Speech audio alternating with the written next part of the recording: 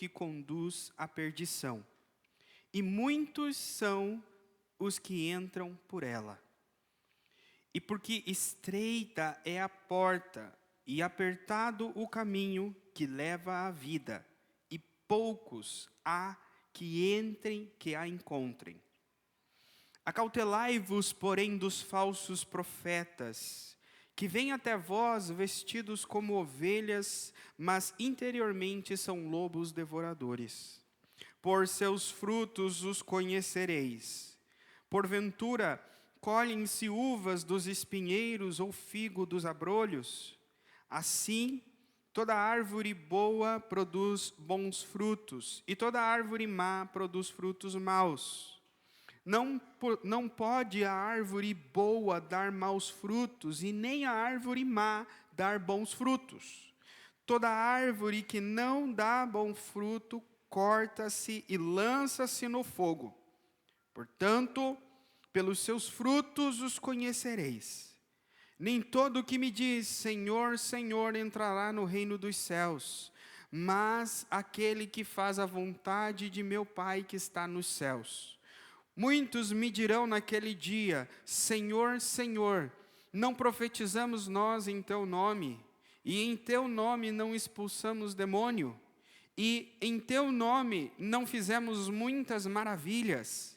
E então lhes direi abertamente, nunca vos conheci, apartai-vos de mim, vós que praticais a iniquidade. Todo aquele, pois, que escuta estas minhas palavras e as pratica, assemelhá-lo-ei ao homem prudente, que edificou sua casa sobre a rocha, e desceu a chuva, e correram rios, e sopraram os ventos, e combateram aquela casa, e não caiu, porque estava edificada sobre a rocha. E aquele que ouve estas minhas palavras e não as cumpre, compará-lo-ei ao homem insensato, que edificou a sua casa sobre a areia. Desceu a chuva, e correram os rios, e assopraram os ventos, e combateram aquela casa, e caiu, e foi grande a sua queda. Senhor, que a tua palavra nos ilumine e nos direciona, que possamos aprender dela, nos edificar nela, para que possamos estar firmes e inabaláveis, em nome de Jesus. Amém. Nós vamos falar essa semana sobre uma fé inabalável. Vamos falar sobre ter estabilidade da fé. Já falamos nas outras semanas, quando eu falei para vocês da diferença das sementes. Aquela que é semeada entre as rochas, ela morre, porque ela não tem raízes. Falamos de ter raízes. E hoje volta-se o tema para falarmos de estabilidade na fé. Porque a preocupação do Senhor é que quando vier o dia mau sobre as nossas vidas, nós estejamos firmes, fortes. E não venhamos cair, não venhamos retroceder, não venhamos dar mau testemunho a respeito do nosso Senhor. Sejam em palavras, sejam em atitudes. Porque o dia mau virá. Não é se ele vier, mas é quando ele vier. Pode ser que para alguns de vocês já veio e vocês estão passando nele. Pode ser que outros de vocês ainda virá. Mas eu te digo, não importa o dia mau que está sobre a sua vida ou que virá sobre a sua vida, existe um dia que é o dia mau dos maus. É o pior dia de todos. E esse dia está no calendário de todos nós, que é o dia do julgamento. É esse o dia que Jesus está falando. O dia em que irão permanecer perante o trono branco todos aqueles que foram criados por Deus. Todos os vivos e os mortos estarão diante do trono branco. E eles receberão o julgamento da boca do Senhor. E Jesus está nos preparando para esse dia. E Ele traz o sermão da montanha para uma multidão de pessoas, homens e mulheres e crianças. Estimam-se que eram mais de 15 mil pessoas. E ali havia todo tipo de gente. Gente firme na fé, gente não tão firme na fé, e gente que não tinha nada a ver com a fé, que estava ali apenas para o oba-oba, para comer o pão que Jesus multiplicou. Outros que iam até Jesus somente pela cura que Ele oferecia, queria aquilo que Jesus dava, mas não queria aquilo que em Jesus era. E Jesus, então, Ele tem a preocupação no decorrer do ministério dEle, de fazer uma separação entre o verdadeiro discípulo e o falso discípulo. Ele se preocupa em que aqueles que sigam Ele tenham sinais, tenham amostragem de que a fé deles não é falsa, de que eles possuem uma fé verdadeira, uma fé firme, que permanecerá até a vinda de Jesus. Então precisamos ter certeza da nossa fé, certeza da nossa salvação, certeza do nosso relacionamento com Deus. Não é o pastor Johnny que está dizendo. O apóstolo Paulo, no texto sobre a ceia do Senhor, em 1 Coríntios 11, ele fala: examine cada um a si mesmo para ver se está na fé.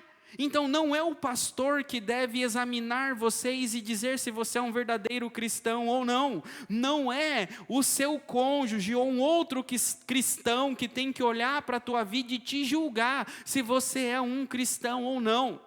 Primeiro, Deus sabe se você é um verdadeiro cristão ou não. Deus sabe que se você morresse agora, ou Jesus voltasse agora, você entraria nos lugares celestiais ou não. Mas você sabe. Você, sondando o teu coração hoje, consegue trazer certeza para você mesmo que você é um dos eleitos do Senhor? Porque isso é importante, porque se você consegue ter certeza que você é um dos eleitos do Senhor, se você hoje consegue ter certeza de que você faz parte da igreja do Senhor, você consegue animar a si mesmo diariamente durante as dificuldades, dos problemas desta vida. É você que vai dar o alimento para a sua alma quando o pastor não está com você. É você que vai dizer para a tua alma: fecha a sua boca, não desanima, não fala bobagem no meu ouvido, eu sou do Senhor. Vira essas palavras desanimadoras para lá da minha mente. Tem momentos que você vai ter que fazer isso. Quem aqui já se olhou no espelho e falou: cala a boca? Tem alguém aqui? Há momentos que a gente tem que dizer para isso para nós mesmos. O que o Davi disse? Por que te abates, ó minha alma? Davi olha para ele mesmo e fala assim: peraí, eu não estou entendendo que você está chororô hoje. Eu não estou entendendo que você está toda tristinho hoje. Não, minha alma. Por que você está abatida? Você não tem o direito, não tem motivo para você estar com esse desânimo. Quem de nós já fez isso? Acordou mal, triste, hoje eu não quero fazer nada, hoje eu não vou fazer isso. Aí você fala assim: pera aí, por que te abates, ó minha alma? Levanta a cabeça, se anima, olha para o Senhor. Trabalha para o Senhor, grandes são as bênçãos na minha vida, eu tenho fôlego de vida, eu tenho tanta coisa. Não. É isso que nós precisamos fazer, mas só vamos fazer se tivermos certeza das bênçãos do Senhor. Então por isso é necessário examinar a si mesmo e ter certeza que o meu relacionamento com Deus é sólido, não é solidificado numa oração que o meu pastor fez, não é solidificado no azeite que o pastor passou na minha casa, não é solidificado na campanha que eu fiz, não é solidificado na oração que eu faço, é solidificado na morte de Jesus na cruz. E o sangue eterno do Senhor me guardará eternamente. Então não importa se hoje eu estou para baixo ou se amanhã eu estou para cima, o relacionamento com Deus não muda. Nós mudamos, Deus não muda. Por isso precisamos ter certeza Não de que se eu amo a Deus, não de que se eu me relaciono com Deus, e sim Deus se relaciona comigo, Deus me conhece. Eu digo e eu acho que eu conheço a Deus, mas Deus me conhece. E Jesus então vem aqui nesse sermão da montanha, mostrando que há dois caminhos, não há outra opção, só existe duas, ou um caminho ou o outro. Nesse texto que nós lemos aqui, vocês viram, falou de duas portas, a porta estreita e a porta larga. A porta estreita tem um caminho que é estreito, e a porta larga tem um caminho que é largo. Duas portas, dois caminhos, duas árvores, uma que produz fruto bom e uma que produz fruto ruim. Duas profissões, aquele que professa a fé e não é conhecido por Deus, e aquele que professa a fé e é conhecido por Deus. E existe também dois construtores, um que constrói sobre a rocha e o outro que constrói sobre a areia. Então, não tem como dizer que há uma terceira via, não tem uma outra opção, ou é a porta larga, ou é a porta estreita, ou estamos no caminho estreito, ou estamos no caminho largo, ou produzimos fruto bom, ou produzimos fruto ruim, ou edificamos sobre a rocha, ou edificamos sobre a areia, ponto final. É assim que o Senhor Jesus trata as coisas. Às vezes as palavras de Jesus eram duras e ela fazia uma limpa nos discípulos. Mas Jesus, ele preferia ter um número de discípulos reduzidos, mas tendo certeza do que eles estavam fazendo, de que ter um grande número de discípulos que nem sabiam por que estavam seguindo Jesus. Jesus não está preocupado com números. Jesus não está preocupado com volume. E assim deve ser toda a igreja sã e toda a igreja sadia. Não deve estar preocupado com o volume de pessoas. Não deve estar preocupado com o número de pessoas. Não deve estar preocupado com o número de membros dela. Mas sim, se cada um daqueles que atendem às suas reuniões entendem a mensagem de Jesus. Porque é isso que elas precisam ter certeza. Porque no último dia não vai poder dizer, Senhor, eu não sabia. Porque precisa ser dito. Então Jesus, ele fala a palavra verdade. E por que isso é uma bênção? Porque ele vem nos ajudando a identificar a falsa religião. A pior coisa é a falsa religião. Porque a falsa religião, ela traz uma falsa certeza. Existem, como eu falei para vocês, existem dois caminhos. Os dois caminhos apontam para o céu. Não tem um caminho que aponta para o inferno. Os dois caminhos apontam para o céu. Mas apenas um caminho chega lá. Os dois caminhos aqui, eles prometem a vida com Deus. Os dois caminhos aqui prometem o céu. Vocês leram Jesus falando, olha, nem todo aquele que diz Senhor, Senhor, ele vai entrar no reino celestial. Porque ele não faz a vontade de Deus. Então o que Jesus está dizendo? Que essas pessoas, elas dizem Senhor, Senhor. O que mais que elas fazem? Eles vão dizer no último dia, Senhor, em teu nome eu expulsei demônios, em teu nome eu profetizei, e em teu nome fiz maravilhas. Gente, é característica de pessoas que nunca ouviu a palavra? Isso aqui é característica de crente raiz, não é? Isso aqui é característica de gente religiosa, gente que produziu milagres, gente que expulsou demônios, gente que chamava Jesus de Senhor, e que no último dia Jesus vai dizer, eu nunca te conheci. Quando você expulsou demônio, eu não te conhecia quando você estava fazendo aquilo. Quando você praticou um milagre, eu não te conhecia. Quando você proferiu uma profecia, eu não te conhecia naquele momento. Eu nunca te conheci. Nunca. Você teve 30 anos na igreja, 40 anos na igreja, 60 anos na igreja. Eu nunca te conheci. Duras palavras. Duras palavras. É por isso que Ele quer que tenhamos certeza. Ele me conhece. Ele me conhece. Como eu sei, pastor, se eu sou conhecido por Deus? Como eu sei, pastor, que no último dia Ele não vai dizer para mim: eu nunca te conheci, Johnny. Eu nunca te conheci, Sara. Como eu saber se no último dia Ele vai dizer para mim: vinde, bem-vindo de meu Pai. Eu estava te esperando. Ele usa uma parábola falando de 2 construtores. Ele diz que um construtor tem estabilidade na fé, o outro não. E ele diz, primeiro, esses construtores, eles têm semelhanças e eles têm diferenças. Ele repete igualmente a história dos dois.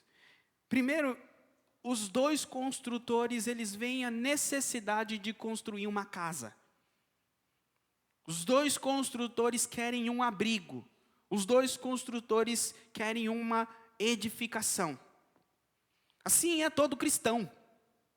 Todo crente, ele vê a necessidade de ter um abrigo espiritual. Ele vê a necessidade de estar espiritualmente com Deus, de ter relacionamento com Deus. Todo crente vê a necessidade de fazer um edifício, de edificar a fé. Então o problema não está em edificar a fé. Todos têm a intenção, a motivação e trabalham para edificar a fé. Então os 2 tinham o desejo de construir a casa e os 2 construíram a casa. Então tanto o construtor sábio quanto o construtor imprudente desejavam construir e os 2 construíram. E notem a semelhança. Eles construíram aparentemente mesmo no mesmo lugar. Porque diz que veio a chuva, veio o vento e subiram as águas. Não é? Não fala isso no texto?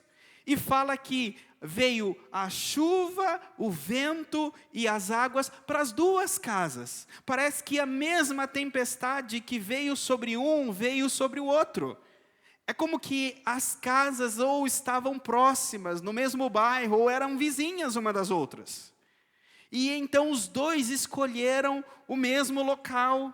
Os 2 queriam construir uma casa. Não fala dos materiais, mas aparentemente o que a Bíblia passa é que quem olha por fora, as casas eram idênticas. Não tinha aparência que uma era melhor do que a outra. Não dá para entender isso no texto? É como que você olha a vida dos irmãos, a vida dos crentes e eles às vezes estão no mesmo trabalho, estão na mesma igreja, ouvem a mesma pregação, participam do mesmo estudo, do mesmo GEMES. Olha a fé deles e não tem diferença na fé deles. Aparentemente, a religião deles, a fé deles é igual. Então, existem uns que terão a vida reprovada e outros que terão a vida aprovada. Mas aqui, hoje, parece que nós olhamos a vida deles e a construção deles, a casa deles, aparentemente por fora, é igual. Aonde está a diferença daqueles que têm uma fé estável? A diferença está no alicerce. A diferença não está no exterior, mas a diferença está no alicerce da casa. Vamos para Lucas 6. É o mesmo texto, mas agora nas palavras do evangelista Lucas.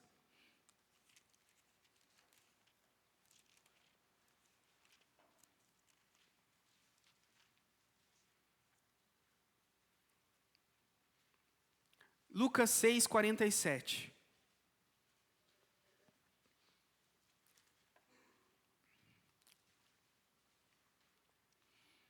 Qualquer que venha a mim e ouve as minhas palavras e as observa, eu vos mostrarei a quem é semelhante. É semelhante ao homem que edificou uma casa. Aí, agora isso não tinha lá em Mateus. E cavou, e abriu bem fundo, e pôs os alicerces sobre a rocha. E vindo a enchente, bateu com ímpeto, a corrente naquela casa e não pôde abalar, porque estava fundada sobre a rocha. Mas o que ouve e não pratica é semelhante ao homem que edificou uma casa sobre a terra, sem alicerces, na qual bateu com ímpeto a corrente, logo caiu, e foi grande a ruína. Olha só, fala que um cavou bem fundo, e o outro não cavou, o outro simplesmente edificou sobre a terra. A imagem que tinha as casas na época de Jesus não eram edifícios como nós temos hoje. Vocês lembram que diz que há casas ou onde as pessoas guardavam o dinheiro que o bandido vinha e roubava, e a traça vinha e comia. Jesus não fala isso? Porque as casas, elas poderiam ser cavadas na parede, porque eram feitas de barro, de palha as paredes. Então era possível cavar nas paredes e entrar dentro da casa. Ou, quando a Bíblia diz que Jesus curou um homem em que eles removeram o teto da casa e desceram um paralítico do teto. Não é? Ou seja, hoje uma casa com laje seria mais difícil remover, não seria? Então, a estrutura das casas da época de Jesus não eram como as nossas. Mas eles entendiam sobre os fundamentos de uma casa. Então, essa parábola diz que entende que dois construtores chegaram num leito de um rio e eles construíram uma casa próxima a uma corrente de um rio, porque precisamos de água só para sobreviver. Então, os dois viram a necessidade de ter uma casa próxima de um rio para usar daquela água, seja para plantar e seja para sobreviver. Só que um começou a construir e pensou no futuro. Esse rio vai encher, hoje está sol, hoje está bonito, mas amanhã pode chover muito forte e esse rio encher. E esse riachinho que hoje eu utilizo da água, inofensivo e que é meu amigo, está a meu favor, futuramente pode se tornar uma grande enchente e levar a minha casa. Então o que ele faz? Ele cava bem fundo até encontrar uma rocha. E aí ele joga o fundamento até a rocha. Eram diferentes os fundamentos da época, mas hoje nós usamos o concreto. Eles fincam buracos no chão até encontrar uma rocha e jogam o concreto até ele chegar no lugar firme. E fixa ali os seus fundamentos. Enquanto o outro, ele simplesmente não cavou, não fez um alicerce e fez as paredes sobre a terra. Quem terminou primeiro? Da areia, da terra. Quem se esforçou menos?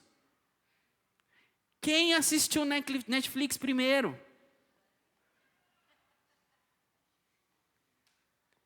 Queridos, edificar sobre a rocha dá trabalho. Edificar sobre a rocha é suor, lágrimas, sangue. Não tem como ter estabilidade na fé comendo palha. Não tem como ter estabilidade na fé assistindo televisão. Queridos, coisas que são sustento, que são permanentes, que são fundamentos, dá trabalho. Tenho 2 minutos. Tinha muito mais para falar. Resumindo, para vocês entenderem. Vocês não vão ter uma fé estável se vocês não estudarem a palavra de Deus. Estudar a palavra de Deus como se estivesse cavando um fundamento, a ponto de se afadigar, de cansar, de suar, e se possível de sangrar. O Benê, quem trabalha com construção, sabe o que é cavar um fundamento.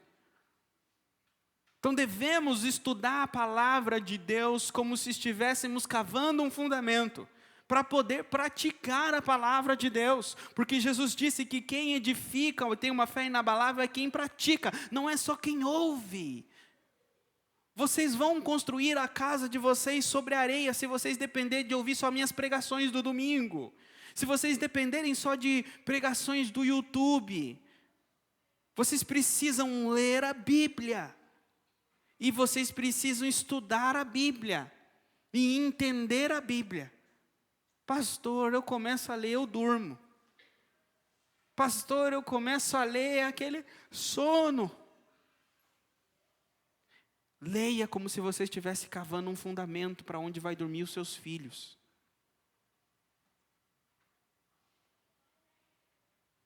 Queridos, nós temos que, às vezes, fazer coisas que são extremas para a gente fazer. Uma vez eu lembro um pastor dizendo que ele precisava orar. E ele levantava para orar e aí vinha o sono.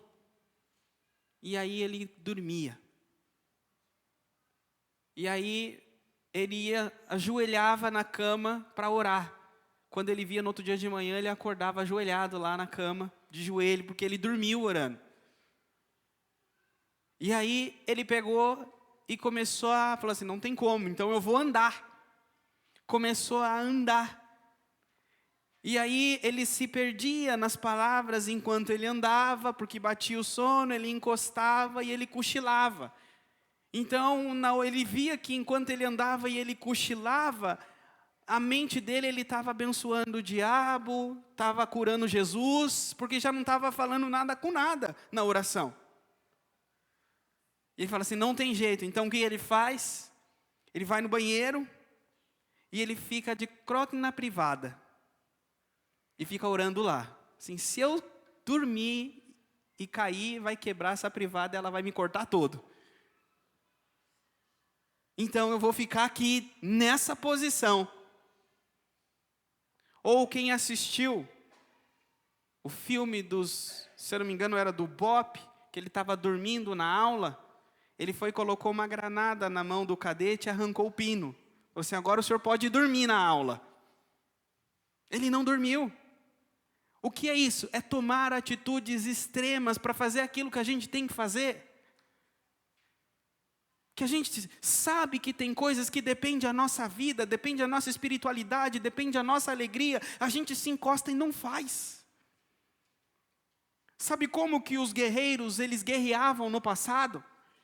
Eles chegavam com os barcos para atracar, principalmente os vikings faziam muito isso, e eles falavam ou a morte ou a glória, e tocavam fogo no barco.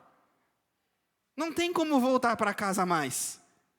Então, ou eu conquisto, vivo, estabeleço aqui uma terra e construo um novo barco para voltar a trazer a minha família, ou eu morro aqui. Mas com esse barco que eu vim, não tem como eu voltar fugindo. Então, ou eu venço, ou eu morro. O que nós vamos fazer? Vamos vencer, lutar pela nossa espiritualidade, ou vamos entregar os pontos? É isso que Jesus está dizendo, cave fundo, cave, cave, cave, cave.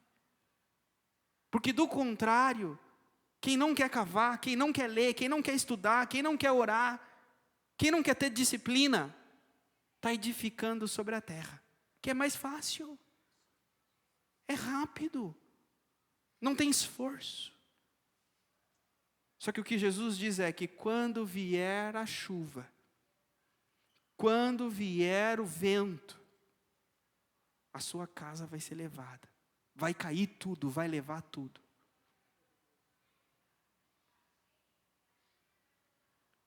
A imagem do Rio Grande do Sul. Subiu o rio, levou tudo. Jesus está falando que aquela perda material, como aconteceu no Rio Grande do Sul, vai acontecer espiritual e pela eternidade. Não vai ter como recuperar nunca mais. Porque a ruína espiritual não é ruína financeira, não é ruína marital, não é ruína familiar. É ruína eterna, é a pior. É a eternidade. Essa é a pior que todos nós devemos trabalhar firme para que não venha sobre nós. Firme na força do Senhor, crendo no Senhor, na disponibilidade da palavra do Senhor. Amém? Senhor, te agradeço por esse momento, te agradeço pela tua palavra. Usa, Senhor, a vida dos teus filhos e que a tua palavra fixe e estabeleça, Senhor, um firme fundamento nos pés deles, para que eles andem, Senhor, debaixo da tua vontade, em nome de Jesus. Amém.